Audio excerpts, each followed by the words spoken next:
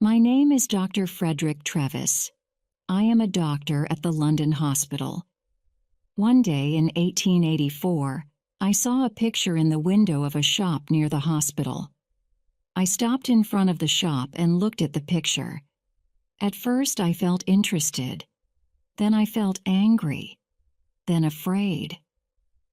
It was a horrible, ugly picture. There was a man in the picture, but he did not look like you and me. He did not look like a man. He looked like an elephant. I read the writing under the picture. It said, "Come in and see the Elephant Man. 2 pence." I opened the door and went in. There was a man in the shop. He was a dirty man in an old coat with a cigarette in his mouth. "What do you want?" he asked. "I'd like to see the Elephant Man, please," I said. The man looked at me angrily. "Well, you can't," he said. "The shop's closing now. You can come back tomorrow." "I'm sorry," I said, "but I would like to see him now. I have no time tomorrow. I have a lot of work to do, but I can give you more than 2 pence." The man looked at me carefully. Then he took the cigarette out of his mouth and smiled with his yellow teeth. "All right, sir," he said. "Give me 12 pence then." I gave him the money and he opened a door at the back of the shop. We went into a little room. The room was cold and dark, and there was a horrible smell in it. A creature sat on a chair behind a table. I say a creature because it was not a man or a woman, like you or me. The creature did not move or look at us. It sat very quietly on the chair in the cold, dark, dirty room and looked at the table. The creature had a cloth over its head because of the cold. On the table in front of it, there was a dead flower. "Stand up," said the shopkeeper loudly. The creature stood up slowly. It took the old cloth off its head and put it on the chair. It sat very quietly on the chair in the cold, dark, dirty room. I looked at the creature and felt sad. I am a doctor, so I know a lot about accidents and ill people. I see horrible, ugly things every day. But this creature, this thing, was the worst of all. There were no men or women in the hospital like him. He wore some old trousers, but no shirt, coat, or shoes, so I could see his body very well. His head was the most interesting thing. It was very, very big, like an enormous bag with a lot of books in it. The head did not have much hair, and there was another bag of brown, dirty skin at the back of it. This skin came down below his neck. I could not see one of his eyes very well, because a lot of skin came down in front of his face, too. An enormous red tooth came out of his mouth, under his nose. It looked like an elephant's tooth. The mouth and nose were like holes in the face. The face could not smile or laugh or look angry or sad, because the skin could not move. It was dead, like an elephant's face. There were more bags of dirty skin on the front and back of the creature's body. These bags came down to his legs. The right arm was enormous, and there were bags of skin on it too. The right hand was like a man's foot, but the left hand, the left arm and the left hand were beautiful. The left arm had wonderful skin, and the fingers of the left hand were long and beautiful. It was like a young woman's hand. "Walk, Merrick," said the shopkeeper angrily. "Come on, quickly, move." He hit the creature with his hand. Slowly, the creature walked across the room, but he could not walk well. His legs were very big and fat, and he had a bad back. He could not walk far without a stick. "All right, thank you," I said. "Let him sit down. I don't want to see any more." I felt ill, and the smell in the room was very bad. "Yes, sir," said the shopkeeper. "Sit down, Merrick." We went out of the room and closed the door. The shopkeeper smiled at me with his yellow teeth. "Wonderful, sir, isn't it?" he said. "The best elephant man in England. Hundreds of people come to see him, you know. Hundreds. I take him all over the country, I do." "Yes, very interesting," I said. "Can I sit down?" "Yes, sir, of course. Here's a chair." He looked at me, smiling. "Would you like a glass of water, sir?" "Yes, please," I said.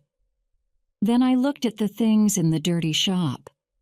There were 2 or 3 bad apples and some old black bananas, that was all. No, thank you. I'm all right," I said. Did you call the creature Merrick?" "That's right, sir. Joseph Merrick, the best elephant man in England. I take him all over the country, you know. Lots of people want to see him." "Yes, I see. Do you get a lot of money?" "Well, sometimes we do, sir, yes. But it's difficult, you see, sir, because of the police. The police don't like us, you see, sir. So we can't stay in a town very long. We usually move every week." "Yes, I see. Well, anyway, Mr. Silcock, sir. Simon Silcock. Yes, well, Mr. Silcock, I'm a doctor at the London hospital. My name is Dr. Trevis. I think this man, Joseph Merrick, is very interesting, and I would like to see him at the hospital. I want to look at him more carefully, you see." "Yes, sir, I see.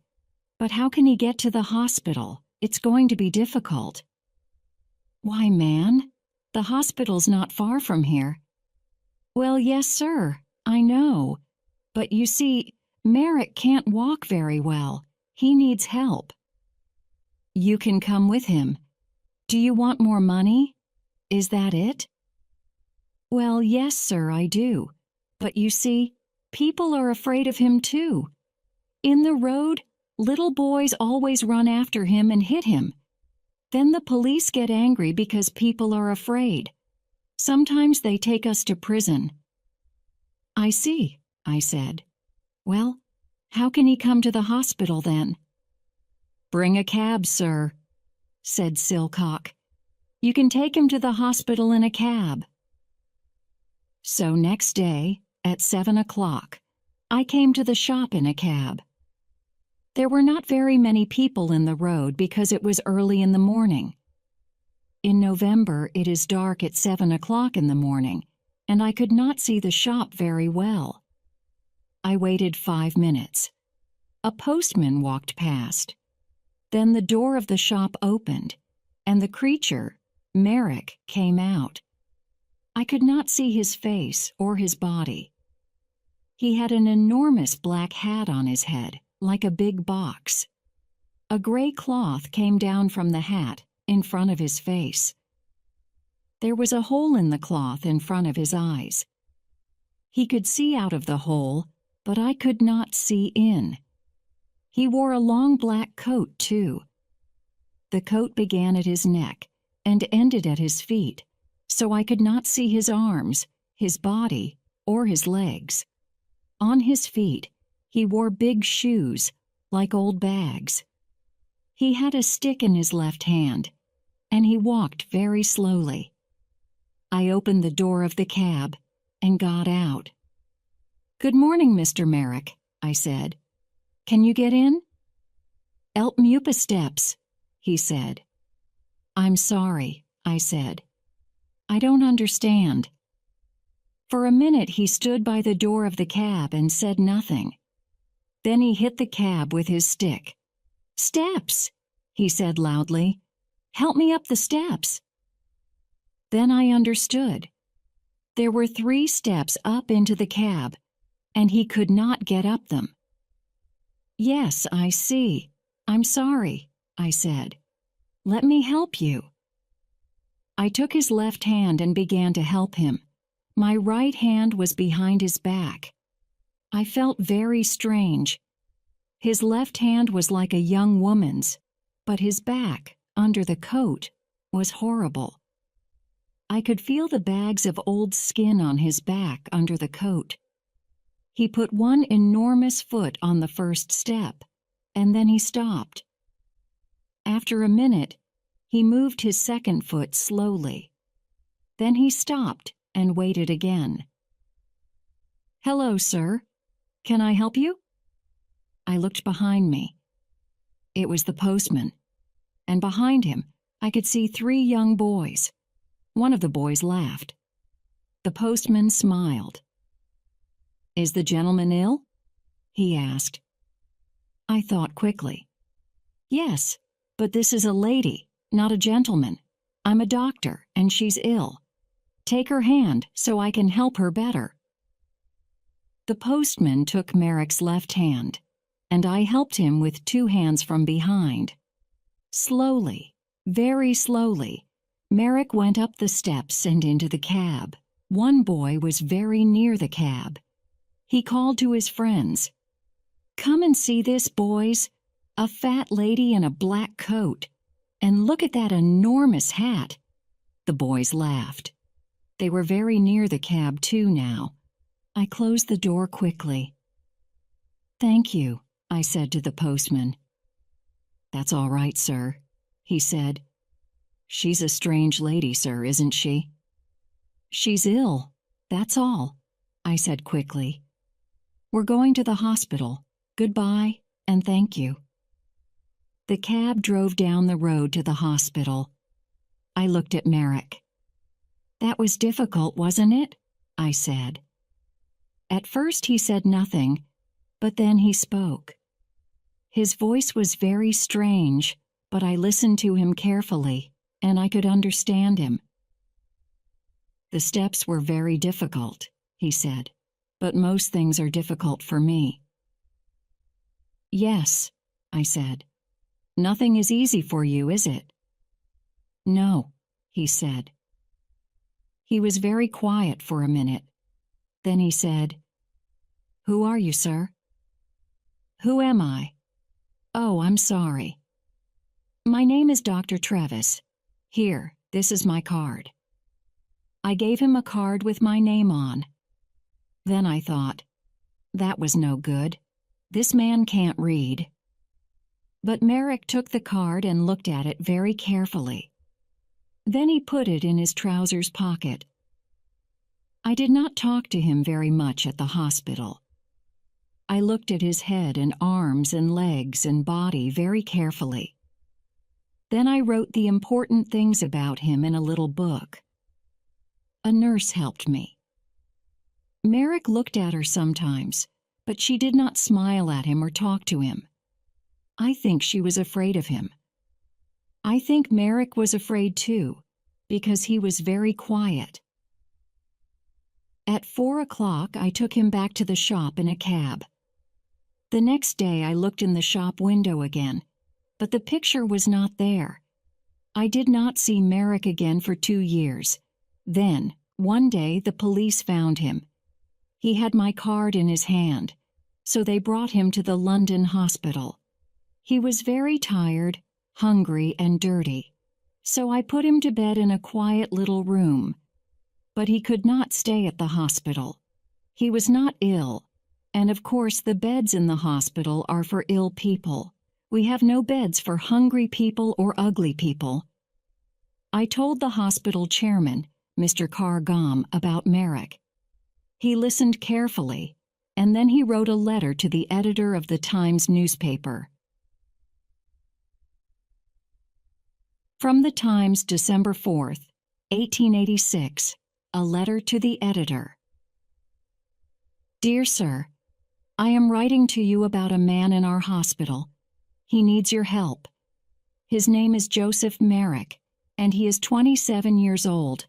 He is not ill, but he cannot go out of the hospital because he is very, very ugly. Nobody likes to look at him, and some people are afraid of him. We call him the Elephant Man. 2 years ago, Merrick lived in a shop near the London hospital. For 2 pence, people could see him and laugh at him. One day, Dr. Frederick Trevis, a hospital doctor, saw Merrick, brought him to this hospital, and looked at him carefully. Dr. Trevis could not help Merrick, but he gave him his card. Then the shopkeeper, Silcock, took Merrick to Belgium. A lot of people in Belgium wanted to see him, and so after a year, Merrick had £50. But then Silcock took Merrick's £50, left Merrick in Belgium, and went back to London. Merrick came back to London by himself.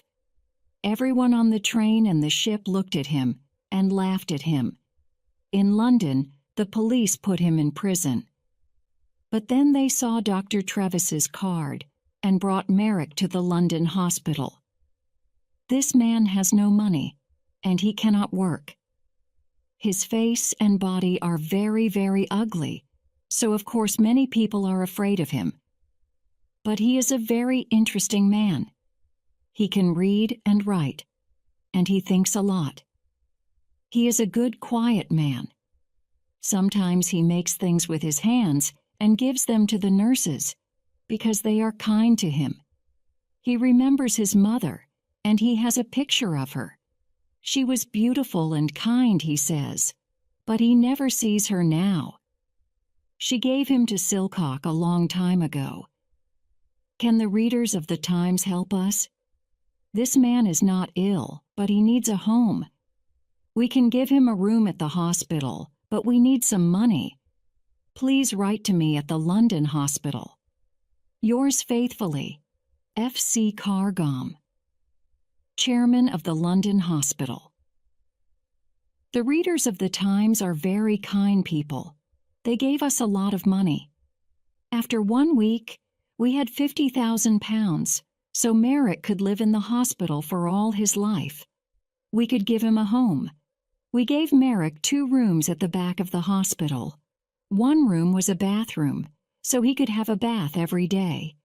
Soon his skin was much better, and there was no horrible smell. The second room had a bed, table, and chairs. I visited him every day and talked to him. He loved reading and talking about books. At first, he did not know many books. The Bible, and 1 or 2 newspapers, that's all. But I gave him some books of love stories, and he liked them very much. He read them again and again and talked about them often. For him, the men and women in these books were alive, like you and me. He was very happy. But sometimes it was difficult for him. At first, 1 or 2 people in the hospital laughed at Merrick because he was ugly. Sometimes they brought their friends to look at him. One day, a new nurse came to the hospital, and nobody told her about Merrick. She took his food to his room and opened the door. Then she saw him.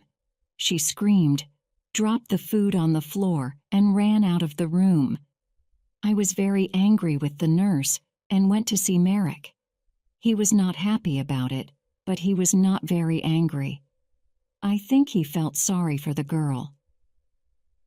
People don't like looking at me. I know that, Dr. Trevis, he said. They usually laugh or scream. Well, I don't want nurses to laugh at you, Joseph, I said angrily. I want them to help you. Thank you, doctor, he said in his strange, slow voice. But it's not important. Everyone laughs at me. I understand that. I looked at him sadly. In his one good hand, his left hand, he had the little picture of his mother. He looked at the picture for a minute, and then put it by a flower on the table. A tear ran out of his eye and down the skin of his enormous, ugly face. Dr. Trevis, he said slowly, you and the nurses are very kind, and I'm very happy here. Thank you very much. But I know I can't stay here long, and I would like to live in a lighthouse after the hospital, please. A lighthouse or a home for blind people. I think those are the best places for me." "What do you mean?" I asked. "Why?" He did not look at me. He put the flower on the picture and looked at it carefully. "Lighthouses have sea all round them, don't they?" he said. "Nobody could look at me in a lighthouse, so I would be happy there. And blind people can see nothing, so they couldn't see me, could they?" "But Joseph," I said, "this is your home. You live here now. You aren't going to leave the hospital." "Not today, perhaps," he said, "but soon. You are a kind man, Dr. Trevis, but I can't stay here very long. I have no money." I smiled. "Joseph," I said, "this is your home now. Don't you understand? You can stay here all your life."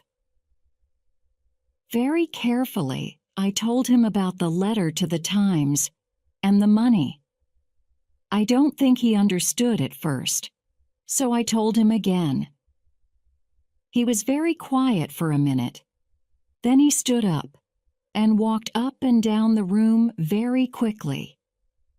A strange sound came from him, like laughing. I did not want Merrick to live by himself, like a man in a lighthouse. He read his books and talked to me, but I wanted him to talk to more people, and I wanted him to talk to women. Merrick read about women in his books, but he did not often talk to women. He met the nurses every day, but they did not talk to him very much. For them, he was always a creature, not a man. One day, one of my friends, a beautiful young woman, came to the hospital. I told her about Merrick and took her to his room. She opened the door and smiled at him. "Good morning, Mr. Merrick," she said. Then she shook his hand. Merrick looked at her for a minute with his mouth open. Then he sat down on his bed, with his head in his hand, and cried. He cried for nearly 5 minutes. The tears ran down his face, between his fingers, and onto the floor. My friend sat on the bed beside him and put her hand on his arm. She said nothing, but she smiled at him and shook his hand again before she left. "Dr. Trevis," he said to me that night, "that lady was wonderful. My mother smiled at me once, many years ago, but no women smile at me now. But this lady smiled at me too, and she shook my hand. A beautiful lady smiled at me and shook my hand." My young lady friend came again the next week and talked to Merrick for half an hour. The week after that, she came again with a friend. They gave him some books and had a cup of tea with him. It was wonderful for him. For the first time in his life, he had some friends. He was a very happy man. He sat in his room and read his books and said no more about living on a lighthouse. People began to read about Merrick in the newspapers, so he had a lot of visitors. Everybody wanted to see him. A lot of important ladies and gentlemen visited him. They smiled at him, shook his hand, and gave him books. Merrick liked talking to these people, and he began to forget about his ugly body. His visitors never laughed at him. He began to feel like a man, not a creature. One wonderful day, a very important lady came to the hospital to visit him. I met the lady and took her to his room. Then I opened the door and smiled at him. "Good morning, Joseph," I said. "There is a new visitor to see you today, a very famous lady." Merrick stood up beside his table. He did not smile because his face could not smile, but his eyes looked happy. "That's good," he said. "Who is it?" I moved away from the door, and the visitor walked in. "Your Majesty, this is Joseph Merrick," I said. "Joseph, this is Her Majesty, Queen Alexandra, the Queen of England." Queen Alexandra smiled at him. "How do you do, Mr. Merrick?" she said. "I'm very pleased to meet you." Then she shook his hand. Merrick did not move. For nearly half a minute he stood and looked at her with his mouth open. Then he spoke, in his strange, slow voice. How do you do, Your Majesty?" he said. But I don't think the Queen understood him, because he tried to get down on his knees at the same time. It was very difficult for him, because of his enormous legs. "No, please, Mr. Merrick, do get up," said the Queen. "I would like to talk to you. Can we sit at your table?" Yes, of course," he said. They sat at the table. She took his left hand, the good hand, in hers. She looked at the hand carefully, and then smiled at Merrick again. "I often read about you in the newspapers," she said.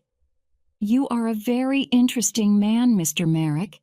You have a very difficult life, but people say you're happy. Is it true? Are you happy now?" "Oh, yes, Your Majesty, yes," said Merrick. "I'm a very happy man. I have a home here now, and friends, and my books. I'm happy every hour of the day." "What a wonderful story," she said. "I'm very pleased to hear it. Now tell me about your reading. I see you have a lot of books here." "Oh, yes, Your Majesty. I love my books," said Merrick, and for nearly half an hour they sat and talked about books. The Queen gave him a little book and some red flowers before she left. After her visit, Merrick began to sing. He could not sing easily, of course, because of his mouth, but all that day there was a strange, happy noise in his room. He looked at the flowers carefully and put them on his table. He had many visits from the Queen, and at Christmas she sent him a Christmas card. The present was a picture of Queen Alexandra with her name on it. Merrick cried over it and put it carefully by the bed in his room. Then he sat down and wrote a letter to the Queen. It was the first letter of his life. The London Hospital, 23rd December, 1888. My dear Queen, thank you very, very much for your wonderful card and the beautiful picture.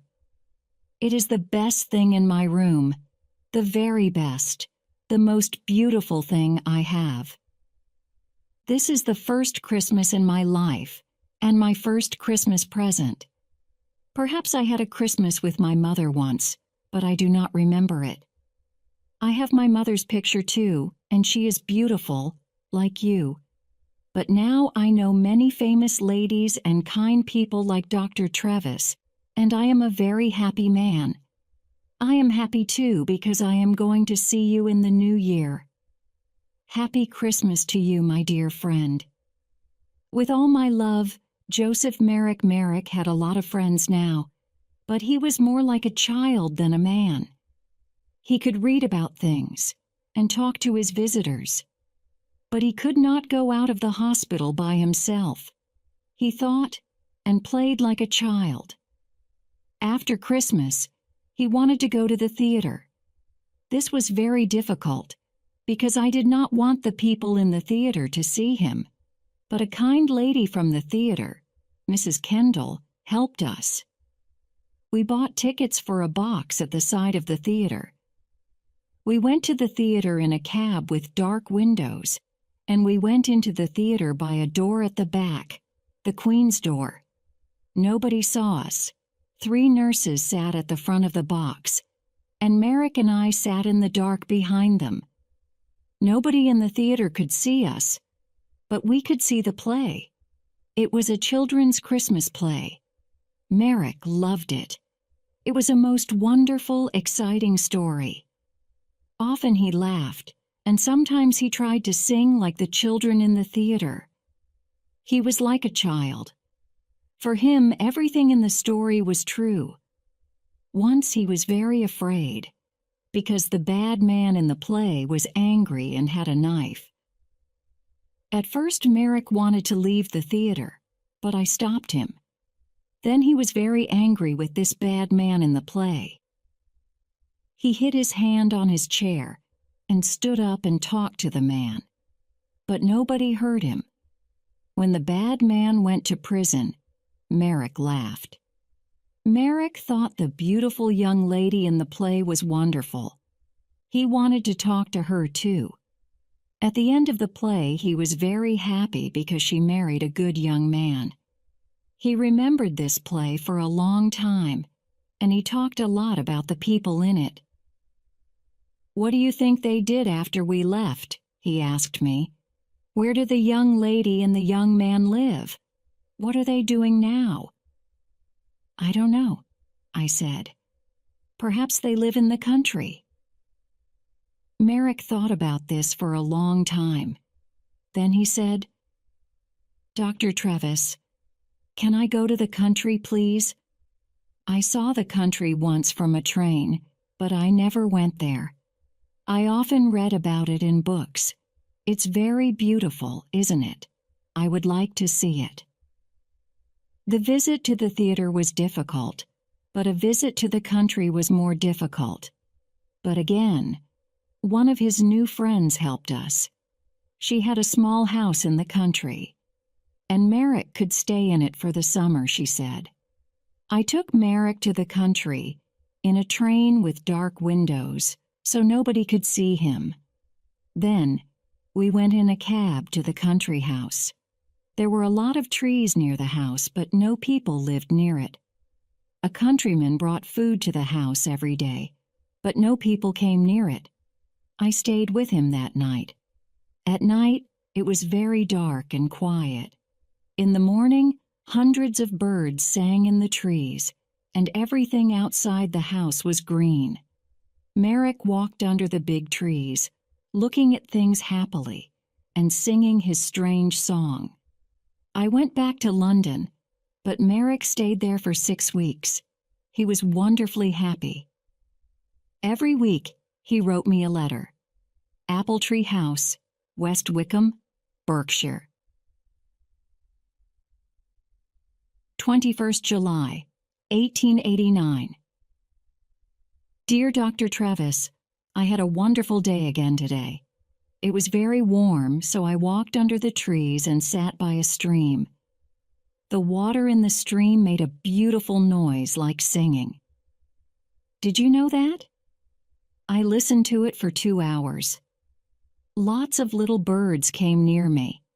One had a red body in front and a brown back. I gave it some bread, and it sat on my hand. A lot of birds are my friends now. I watched the fish in the stream, too. They were very exciting because they move very fast. 1 minute they were there, and the next minute I couldn't see them. But I waited quietly, and they always came back. I put my hand in the water, but I couldn't touch them. I met a big dog yesterday. It made a very loud noise, but I was not afraid. I sat down quietly and looked at it, and it came and smelt my hand. I saw it again today and gave it some bread. It likes me now. I am going to put some flowers from the country in this letter. There are hundreds of flowers here. Did you know that? I like the little blue ones best, but they are all beautiful. I have lots of them in my room. I give them water every morning. Little flowers are very thirsty, you know. I am very happy here, Doctor, but I want to see you again soon, too. With love from your friend, Joseph Merrick. At the end of the summer, he came back to London. He was very well, and his skin looked much better. He talked about the country a lot, but he was happy to see his friends and his books again, too. 6 months later, in April 1890, I found him dead in bed. He was on his back in bed, so at first I thought he was asleep.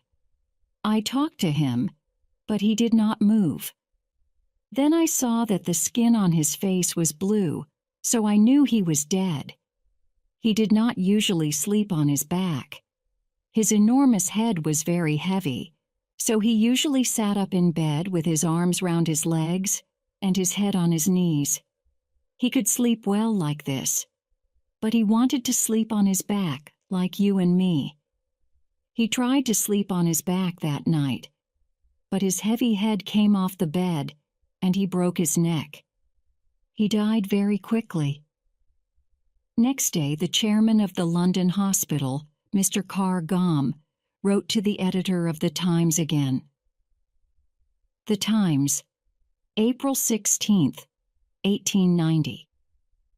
Dear Sir, 3.5 years ago I wrote to you about a man called Joseph Merrick. This man was called the Elephant Man because he was born with a very ugly body. Merrick was not ill, but he could not work, and he had no money. The readers of the Times felt sorry for him, and they gave me a lot of money for Merrick. Because of this money, we could give Merrick a home in the London hospital. It was his first good home, and for 3.5 years he lived here happily. The doctors and nurses of the hospital helped him, and many important people visited him. He read many books, he went to the theater, and in the summer he stayed in the country for 6 weeks. Because of your readers' money, we could give him a happy life. Last night Joseph Merrick died quietly in his bed. He was a man with a very ugly body, but he was a good, kind man, and he had a lot of friends. We like to talk to him, and we are all very sorry because he is dead. A lot of people are going to remember him for a long time. There is some money left, so I am going to give it to the hospital. Thank you, sir, for your help.